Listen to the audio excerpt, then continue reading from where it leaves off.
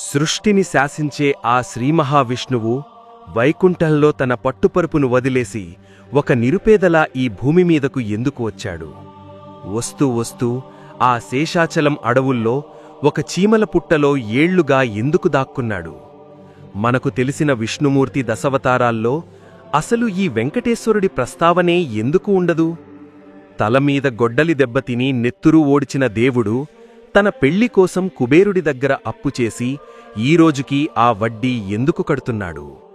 అసలు ఏడుకొండల వారిని దర్శించుకునే ముందు మనం వరాహస్వామి దర్శనం మాత్రమే ఎందుకు చేసుకోవాలి? ఇక అన్నింటికంటే ముఖ్యంగా రాత్రిపూట గుడి తలుపులు మూసేసిన తర్వాత కదలకుండా ఉన్న ఆ రాతి విగ్రహానికి చెమట ఎందుకు పడుతోంది? ఆ విగ్రహం వెనుక సముద్రపు ఘోష ఎందుకు వినిపిస్తోంది?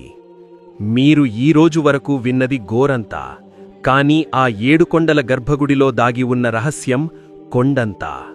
సృష్టిని శాసించడానికి దేవుడు శిలగా మారిన ఘట్టం దగ్గరి నుండి ఒక భక్తుడితో ఆడిన పాచికల ఆట వరకు, సైన్స్కి సైతం అంతుచిక్కని ఆ మహాద్భుతాల వెనుక ఉన్న ప్రతి భక్తుడి రోమాలు నిక్కబొడుచుకునే కళ్ళు చెదిరే నిజాలు ఈ వీడియోలో మీకోసం. రండి, ఏడుకొండలవాడి అసలు చరిత్రలోకి అడుగుపెడదాం.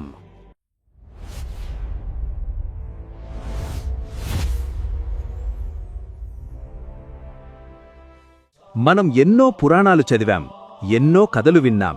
అందులో విష్ణుమూర్తి 10 అవతారాలు గురించి, దశావతారాలు గురించి ప్రత్యేకంగా చెప్పుకుంటాం.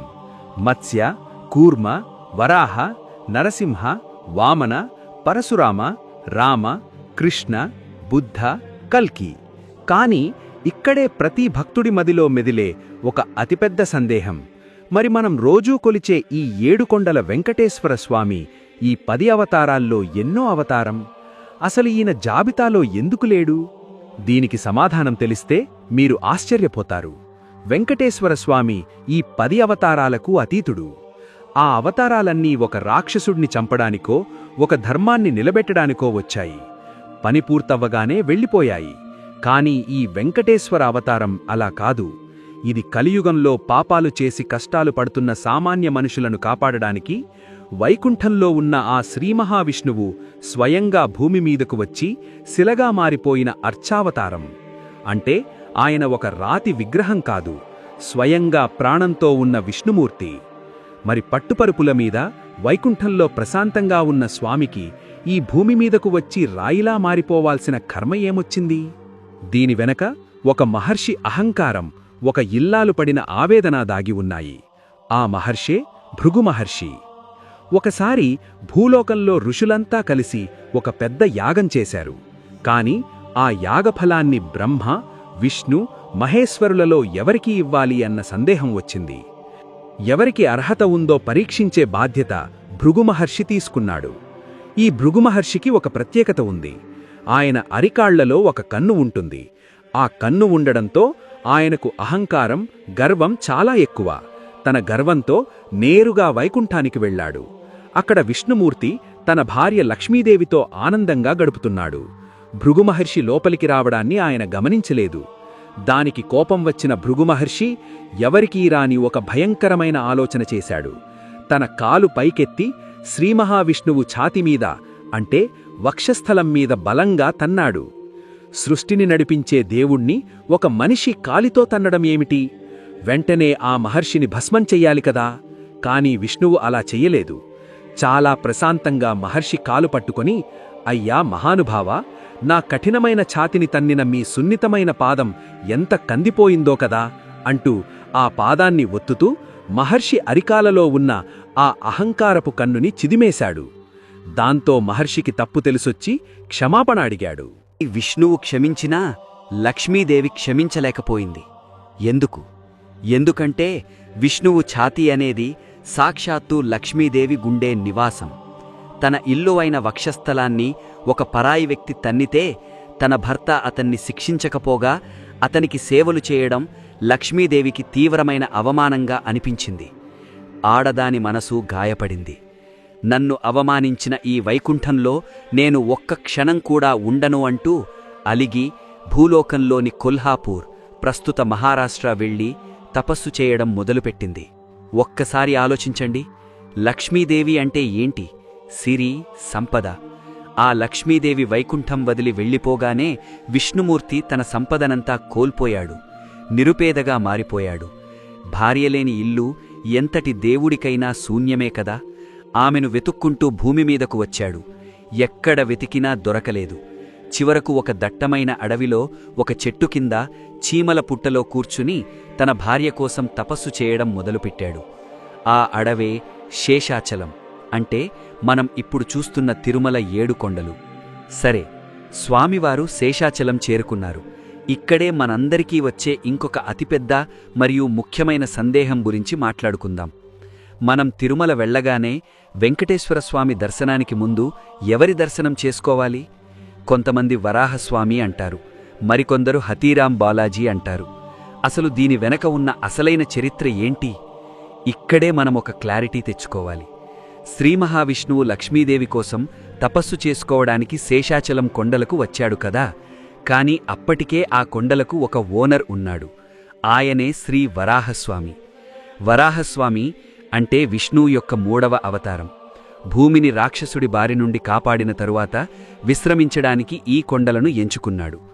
అప్పుడు శ్రీనివాసుడు వరాహస్వామి దగ్గరకు వెళ్ళి, స్వామి, నాకు నివాసం ఉండడానికి మీ కొండల మీద కాస్త స్థలం కావాలి అని అడిగాడు. అప్పుడు వరాహస్వామి, ఇది నా స్థలం, నేను నీకు ఎందుకివ్వాలి? బదులుగా నాకు ఏమిస్తావు అని అడిగాడు. అప్పుడు శ్రీనివాసుడు ఒక అద్భుతమైన వరమిచ్చాడు. స్వామి, ఈ కలియుగంలో నాకు లక్షలాది మంది భక్తులు వస్తారు, కానీ వారు నాకు సమర్పించే మొదటి నైవేద్యం మరియు నా దర్శనానికి ముందు చేసుకునే మొదటి దర్శనం మీకే చెందుతాయి. మీకు మొక్కిన తరువాతే నా దర్శనానికి రావాలి అని మాట ఇచ్చాడు. కాబట్టి పురాణాల ప్రకారం, ఆలయ నియమాల ప్రకారం మనం ఖచ్చితంగా ముందు దర్శించుకోవాల్సింది శ్రీ వరాహస్వామినే. ఆయనకు మొక్కిన తరువాతే వెంకటేశ్వరస్వామి దర్శనం చేసుకోవాలి. మరి హతీరాం బాలాజీ సంగతేంటి? ఆయన దర్శనం ఎందుకు చేసుకోవాలి అంటారు? ఇక్కడే భక్తికున్న శక్తి ఏంటో తెలుస్తుంది. వరాహస్వామికి స్థలమిచ్చినందుకు మొదటి దర్శనం దక్కితే, హతీరాం బాలాజీకి తన స్వచ్ఛమైన భక్తితో దేవుడితో పాచికలాడే అదృష్టం దక్కింది. 1500 సంవత్సరంలో రాజస్థాన్ నుండి వచ్చిన బాలాజీ అనే భక్తుడి ప్రేమకు గర్భగుడిలో ఉన్న స్వామి రాత్రిపూట బయటకు వచ్చి అతనితో పాచికలాడేవాడు.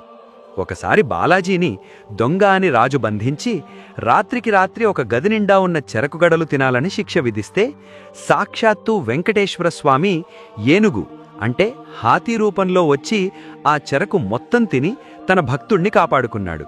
అందుకే ఆయన హతీరాం బాలాజీ అయ్యాడు. వరాహస్వామి దేవుడైతే హతీరాం బాలాజీ దేవుడికే ప్రాణస్నేహితుడయ్యాడు. అందుకే భక్తులు వరాహస్వామిని దర్శించుకుని సాంప్రదాయాన్ని పాటిస్తూనే హతీరాం బాలాజీ మఠాన్ని కూడా దర్శించుకుని ఆ భక్తితత్వాన్ని అనుభవిస్తారు. ఇది ఈ ముగ్గురి మధ్య ఉన్న అసలైన సంబంధం. కథలోకి వేస్తే, శ్రీనివాసుడు శేషాచలంలో ఒక పెద్ద చీమల పుట్టలో కూర్చొని ఏళ్ల తరబడి కఠోర తపస్సు చేస్తున్నాడు. ఆహారం లేదు, నీరు లేదు. ఇది చూసి బ్రహ్మాశివుడు తట్టుకోలేకపోయారు. వాళ్లు ఆవు దూడ రూపంలో ఆ దేశాన్ని పాలిస్తున్న చోళరాజు మందలో కలిశారు. ఆ ఆవు రోజూ అడవికి వెళ్లి ఆ పుట్ట దగ్గర నిలబడి తన పొదుగులో ఉన్న పాలన్నీ ఆ పుట్ట కన్నంలోకి వదిలేది.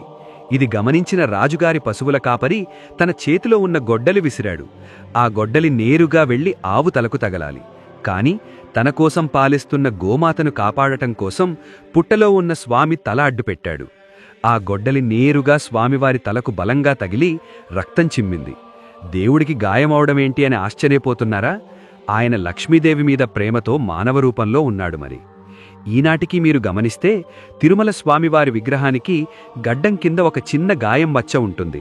అందుకే రోజూ స్వామివారికి ఆ గాయం పచ్చిగా ఉండకుండా పచ్చకర్పూరం పెడతారు. అలాగే ఆ దెబ్బ తగిలినప్పట్నుండి ఆయనకు తలనొప్పి రాకుండా ఉండటానికి తలకు దట్టంగా కస్తూరి నామాన్ని పెడతారు. మనం చూసే ఆ తెల్లటి నామం వెనక ఉన్న కారణం ఇదే. ఆ దెబ్బతో స్వామి పుట్టలో నుండి బయటకు వచ్చాడు. బకులామాత అంటే గత జన్మలో యశోదమ్మ ఆశ్రమానికి చేరుకున్నాడు. తల్లి ప్రేమ దొరికింది, ఉండడానికి చోటు దొరికింది. కాని భార్య జాడలేదు. ఒకరోజు అడవిలో వేటకు వెళ్లిన శ్రీనివాసుడికి ఒక అద్భుతమైన అందం కనిపించింది. ఆమె ఆకాశరాజు కూతురైన పద్మావతి. కాని ఒక నిరుపేద అనాథగా ఉన్న శ్రీనివాసుడికి, ఒక దేశాన్ని పాలిస్తున్న రాజుకూతురైన పద్మావతికి పెళ్ళెలా జరుగుతుంది? ఆ పెళ్లికి కుబేరుడు ఎందుకు అప్పు ఇవ్వాల్సి వచ్చింది? ఆ అప్పు తీర్చటానికి స్వామి ఈ రోజుకి వడ్డీ ఎందుకు కడుతున్నాడు? వీటన్నింటికంటే ముఖ్యంగా పద్మావతీదేవిని పెళ్లి చేసుకున్నాడన్న విషయం తెలిసిన లక్ష్మీదేవి కోపంతో ఏడుకొండల మీదకు వస్తే ఇద్దరు భార్యల మధ్య నలిగిపోయిన ఆ శ్రీనివాసుడు ఒక రాతిశిలగా ఎలా మారిపోయాడు? ఈ ప్రశ్నకి సమాధానం తెలియాలంటే మనం ఒక్కసారి కాలాన్ని వెనక్కి తిప్పి త్రేతాయుగానికి అంటే రామాయణ కాలానికి వెళ్ళాలి. రావణాసురుడు సీతమ్మను అపహరించడానికి వచ్చినప్పుడు అగ్నిదేవుడు నిజమైన సీతమ్మను దాచిపెట్టి ఆమె స్థానంలో వేదవతి అనే ఒక మాయాసీతను ఉంచుతాడు. రావణుడు అపహరించింది, లంకలో అశోకవనంలో కన్నీరు పెట్టుకుంది ఈ వేదవతినే. రామరావణ యుద్ధం ముగిశాక సీతాదేవి అగ్నిప్రవేశం చేసినప్పుడు అగ్నిదేవుడు నిజమైన సీతమ్మను రాముడికి అప్పగించి తన కోసం ఎన్నో కష్టపడ్డ వేదవతిని పెళ్లి చేసుకోమని రాముణ్ణి కోరతాడు. అప్పుడు శ్రీరాముడు, ఈ జన్మలో నేను ఏకపత్ని వ్రతుణ్ణి, నా భార్య సీత మాత్రమే, కాని రాబోయే కలియుగంలో నేను శ్రీనివాసుడిగా అవతరిస్తాను. అప్పుడు నువ్వు పద్మావతిగా పుడతావు, నిన్నే పెళ్లి చేసుకుంటాను అని మాటిస్తాడు. ఆ వేదవతే ఈ జన్మలో ఆకాశరాజు కూతురు పద్మావతిగా జన్మించింది. ఆనాడు శ్రీరాముడిచ్చిన మాటను నిలబెట్టుకోవడానికే శ్రీమహావిష్ణువు శ్రీనివాసుడుగా ఈ శేషాచలం అడవుల్లోకి వచ్చాడు. ఇద్దరి మధ్య ప్రేమ చిగురించింది. శ్రీనివాసుడు తన తల్లి బకుళోమాతను ఆకాశరాజు దగ్గరికి పెళ్లి సంబంధం మాట్లాడడానికి పంపాడు. రాజు ఒప్పుకున్నాడు. కాని ఆయన పెట్టిన షరతు ఒక్కటే, నేనొక మహారాజును, నా స్థాయికి తగ్గట్టుగా అంగరంగ వైభవంగా పెళ్లి జరగాలి. అక్కడే వచ్చింది అసలు చెక్కు. శ్రీనివాసుడి దగ్గర చిల్లి గవ్వలేదు. తినడానికి తిండి, ఉండడానికి ఇల్లు కూడా సరిగ్గా లేవు. ఆకాశరాజు అడిగినంత వైభవంగా పెళ్లి ఎలా చేయాలి?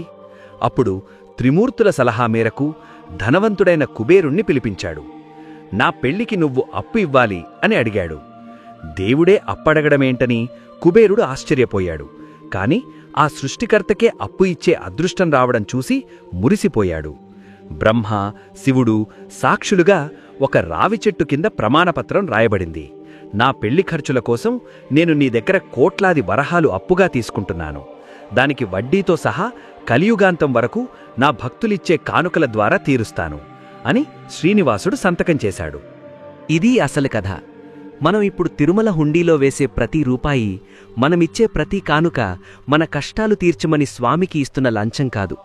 మన స్వామివారి పెళ్లికి ఆయన చేసిన అప్పును తీర్చడానికి ఒక భక్తుడిగా మనం చెల్లిస్తున్న వడ్డీ మాత్రమే. ఆ అప్పు కలియుగాంతం వరకు తీరదు. మన స్వామి అప్పులవాడిగానే ఉంటాడు. పెళ్లైతే అంగరంగ వైభవంగా జరిగింది. పద్మావతి సమేతంగా శ్రీనివాసుడు 6 నెలల పాటు అగస్త్య మహాముని ఆశ్రమంలో గడిపాడు. కాని అసలు విషయం మరొకటుంది. ఈ కథంతా మొదలైంది లక్ష్మీదేవి అలిగి వెళ్ళిపోవడం వల్ల కదా. భార్య కోసం వెతుక్కుంటూ వచ్చిన విష్ణుమూర్తి ఇక్కడ పద్మావతిని రెండో పెళ్లి చేసుకున్నాడన్న విషయం కోల్హాపూర్లో ఉన్న లక్ష్మీదేవికి తెలిసింది. నారద మహాముని వెళ్లి ఈ నిజాన్ని చెప్పగానే లక్ష్మీదేవికి కోపం కట్టలు తెంచుకుంది. ఆవేశంగా శేషాచలం కొండల మీదకు చేరుకుంది. అక్కడ పద్మావతితో కలిసి ఉన్న శ్రీనివాసుణ్ణి చూసింది. నాకు అన్యాయం చేసి వేరొకరిని ఎలా పెళ్లి చేసుకుంటావు అని లక్ష్మీదేవి నిలదీసింది. ఆయన నా భర్త, నువ్వెవరడగదానికి అని పద్మావతి ఎదురుతిరిగింది. ఇద్దరు దేవేరుల మధ్య భయంకరమైన వాగ్వాదం మొదలైంది. ఒక మనిషిగా ఆ వాదనను తట్టుకోలేకపోయాడు శ్రీనివాసుడు. ఇక లాభం లేదనుకుని ఇద్దరు మధ్య నుండి వెనక్కి నడిచాడు. అలా వెనక్కి నడుస్తూ నడుస్తూ కళ్ళు మూసుకుని ఒక నల్లటి రాతిశిలగా అంటే సాలగ్రామశిలగా మారిపోయాడు. పాలు కార్చే ఆ జీవకళ ఉట్టిపడే దేహం కదలలేని ఒక రాతి విగ్రహంలా మారిపోవడం చూసి ఇద్దరు అమ్మవార్లు ఆగిపోయారు. తమ వల్లే స్వామి ఇలా రాయిగా మారిపోయాడని బాధపడ్డారు. స్వామిని వదిలి వెళ్లలేక ఎప్పటికీ ఆయనతోనే ఉండిపోవాలని నిర్ణయించుకున్నారు. అందుకే స్వామివారి వక్షస్థలంపై కుడివైపున లక్ష్మీదేవి, ఎడంవైపున పద్మావతీదేవి కొలువై ఉంటారు. భక్తుల కోసం, ధర్మం కోసం నిలబడతానని ఇచ్చిన మాట కోసం సాక్షాత్తు ఆ శ్రీమహావిష్ణువే 7 కొండల మీద ఒక రాతి విగ్రహంలా ఉండిపోయాడు. ఆయనకు ప్రాణం ఉంది, కాని కదలడు. మన కష్టాలు వింటాడు, కాని మాట్లాడడు. కాలక్రమంలో ఎందరో రాజులుచ్చారు. తొండమాన్ చక్రవర్తి, పల్లవులు, చోళులు, శ్రీకృష్ణదేవరాయలు అందరూ ఆ స్వామికి ఆలయాన్ని కట్టారు, బంగారు ఆభరణాలిచ్చారు. కాని ఆ స్వామి మనసు దోచుకున్నది ఒకే ఒక్కడు. అతనే హతీరాం బావరాజీ. అది సుమారు 1500 సంవత్సరం. ఉత్తర భారతదేశం అంటే రాజస్థాన్ నుంచి ఒక సాధువు తిరుమలకు వచ్చాడు. అతడి పేరు భవనాథ్ అంటే బాలాజీ. స్వామి అంటే అతడికి పిచ్చి ప్రేమ. గుడి తలుపులు మూసేసిన తర్వాత కూడా గర్భగుడి బయట కూర్చుని స్వామివారితోనే మాట్లాడుతూ ఉండేవాడు. ఆ స్వచ్ఛమైన భక్తికి ఆ రాతి విగ్రహం కరిడింది. ప్రతిరోజూ రాత్రి అర్చకులు గర్భగుడికి తాళాలు వేసి వెళ్లిపోయిన తర్వాత లోపల ఉన్న స్వామివారు బయటకొచ్చేవారు. గుడి బయట ఉన్న బాలాజీ దగ్గరికి వచ్చి అతనితో కలిసి పాచికలు అంటే డైస్ ఆడేవారు. సృష్టిని శాసించే దేవుడు ఒక సామాన్య భక్తుడితో పాచికలాడేవాడు. ఒకరోజు ఆటలో స్వామివారు ఓడిపోయి తన మెడలో ఉన్న ఒక విలువైన రత్నాల హారాన్ని బాలాజీకి ఇచ్చి వెళ్ళిపోయాడు. మరుసటి రోజు ఉదయం తలుపులు తెరిచి చూస్తే ఆ హారం లేదు. అది బాలాజీ దగ్గర ఉండటం చూసి దొంగతనం చేశాడన్న నెపంతో అతన్ని బంధించి రాజుగారి ముందు ప్రవేశపెట్టారు. బాలాజీ ఏడుస్తూ, "ఆ స్వామే నాతో పాచికలాడి ఈ హారమిచ్చాడు ప్రభూ" అని ముత్తుకున్నాడు. ఎవరికైనా నమ్మశక్యంగా ఉంటుందా? రాజు ఒక పరీక్ష పెట్టాడు. "నువ్వు నిజంగా అంతటి భక్తుడివే అయితే నిన్నొక గదిలో బంధించి అందులో ఒక పెద్ద బండి నిండా చెరకు గడలు వేస్తాను. ఉదయానికల్లా ఆ చెరకుగడలన్నీ ఖాళీ అవ్వాలి, లేదంటే నీ తల తీసేస్తాను" అని ఆజ్ఞాపించాడు. గదిలో బాలాజీ బంధించబడ్డాడు. బండి నిండా కఠినమైన చెరకుగడలు. ఒక మనిషి రాత్రికి రాత్రి వాటిని తినడం అసాధ్యం. బాలాజీ కళ్ళు మూసుకొని, "స్వామి, నన్ను నమ్మినవాడివి నువ్వే, నన్ను కాపాడాల్సినవాడివి నువ్వే" అని ప్రార్థించాడు. అర్ధరాత్రి సమయంలో గర్భగుడిలో నుండి సాక్షాత్తూ ఆ వెంకటేశ్వర స్వామి ఒక పెద్ద తెల్లటి ఏనుగు రూపంలో ఆ గదిలోకి వచ్చాడు. తన తొండంతో ఆ చెరకుగడలన్నీ తినేసి బాలాజీని ఆశీర్వదించి మాయమయ్యాడు. ఉదయం తలుపులు తెరిచి చూసేసరికి ఒక్క చెరకుగడ కూడా లేదు. ఏనుగును హిందీలో హాథీ అంటారు. ఆనాటి నుండి ఆ భక్తుడి పేరు హతీరాం బాలాజీ లేదా హాతీరాం బాబాగా చరిత్రలో నిలిచిపోయింది. ఈనాటికీ తిరుమలలో బాలాజీ మఠం ఉంది. ఆయన పేరుమీద ఎన్నో సేవలు జరుగుతున్నాయి. ఇలా ఎన్నో అద్భుతాలు, మరెన్నో అంతుచిక్కని రహస్యాలు ఆ గర్భగుడికి, ఆ 7 కొండలకు సొంతం. రాత్రిపూట గర్భగుడి తలుపులు మూసే ముందు పూజారులు లోపల నీళ్లెందుకు పెడతారు? తెల్లవారుజామున ఎవరు ఆ నీళ్లు తాగుతారు? స్వామివారి విగ్రహం వెనక చెవిపెట్టి వింటే సముద్రపు ఘోష ఎందుకు వినిపిస్తుంది? అసలు వెంకటేశ్వర స్వామి విగ్రహం ఏ శిలతో తయారైంది? దానికి రసాయనాలు రాసినా ఎందుకు చెక్కుజెదరదు? మనం తిరుమలలో ఏ పూలు పడితే ఆ పూను ఎందుకు వాడకూడదు? ప్రపంచవ్యాప్తంగా ఎన్నో దేవాలయాలున్నాయి. కానీ తిరుమల గర్భగుడిలోకి అడుగుపెట్టగానే మనకు తెలియని ఒక వైబ్రేషన్, ఒక విధమైన శక్తి మన శరీరాన్ని తాకుతుంది. ఆ రద్దీలో, ఆ తోపులాటలో కేవలం కొన్ని సెకండ్లపాటు ఆ దేవుడిని చూసినా సరే ఎన్నో ఏళ్ల నుండి ఉన్న కష్టాలన్నీ మరిచిపోయి కన్నీళ్లు పెట్టుకుంటాం. ఎందుకంటే ఆ గర్భగుడిలో ఉన్నది కేవలం చెక్కబడిన ఒక రాతి విగ్రహం కాదు, సాక్షాత్తు ప్రాణంతో ఉన్న దైవం. దీనికి కొన్ని సజీవ సాక్ష్యాలున్నాయి. సాధారణంగా ఏ రాతి విగ్రహానికైనా పచ్చకర్పూరం రాస్తే కొద్ది రోజుల్లోనే ఆ రాయి బీటలు వారుతుంది, పగుళ్ళు వస్తాయి. పచ్చకర్పూరానికి అంత ఘాటు, రసాయన శక్తి ఉంటుంది. కాని వెంకటేశ్వర స్వామి విగ్రహానికి 100 ఏళ్లుగా రోజూ దట్టంగా పచ్చకర్పూరాన్ని రాస్తున్నారు. అయినా సరే ఆ విగ్రహం మీద చిన్న గీత కూడా పడలేదు సరికదా, మరింత తేజస్సుతో వెలిగిపోతూ ఉంటుంది. దీనికి కారణం ఆ విగ్రహం ఏ శిల్పీ చెక్కింది కాదు, అది స్వయంభువు. అంటే సాక్షాత్తూ స్వామివారే ఒక సాలగ్రామ శిలగా మారారు. అంతేకాదు, ఆ విగ్రహానికి ప్రాణమున్ననడానికి మరో అతిపెద్ద నిదర్శనం స్వామివారి ఉష్ణోగ్రత. తిరుమల కొండల మీద చలి ఎంత తీవ్రంగా ఉంటుందో మనకు తెలుసు. తెల్లవారుఝామున వణుకు పుడుతుంది. కాని గర్భగుడి లోపల ఉన్న స్వామివారి విగ్రహం ఉష్ణోగ్రత ఎప్పుడూ 110 డిగ్రీల ఫారెన్హీట్ ఉంటుంది. గుడిలో ఏసీలున్నా, చల్లటి నీటితో అభిషేకం చేసినా సరే స్వామివారి విగ్రహం ఎప్పుడూ వెచ్చగానే ఉంటుంది. పైగా ప్రతి గురువారం స్వామికి అభిషేకం చేసే సమయంలో ఆయన విగ్రహం మీద చెమట బిందువులు కనిపిస్తాయి. అర్చకులు ఆ చెమటను పట్టువస్త్రంతో తుడుస్తూ ఉంటారు. ఒక రాతికి చెమట పట్టడం ఏ సైన్స్కి సాధ్యం? ఇక మరో అద్భుతం స్వామివారి వీపు వెనక భాగం.